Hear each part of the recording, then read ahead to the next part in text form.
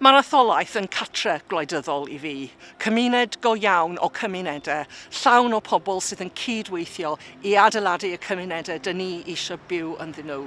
Dwi'n gofyn am cefnogaeth pobl Llanelli fel bod ni yn gallu cydweithio gyda pobl na I adeiladu y cymunedau dyn ni'n haeddu byw ynddo fe.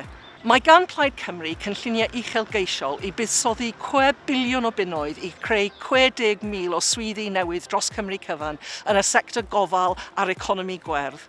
Fysa'n job I fel aelod dros Llanelli I ennill y buddsoddiad yno I Llanelli yn gweithio gyda'r awdurdodau lleol a'r busnesau lleol. Dyna'r pobl pleidleisio drosta I ac os fi'n person profiadol, fi'n nabod bob cornel o'r etholaeth, bob cymuned, a mae gen i'r profiad fel rhan o tîm llywodraethol Plaid Cymru I sicrhau bod ni'n cymryd yn rhan yn adeiladu y gwlad dyn ni'n haeddu byw ynddi hi.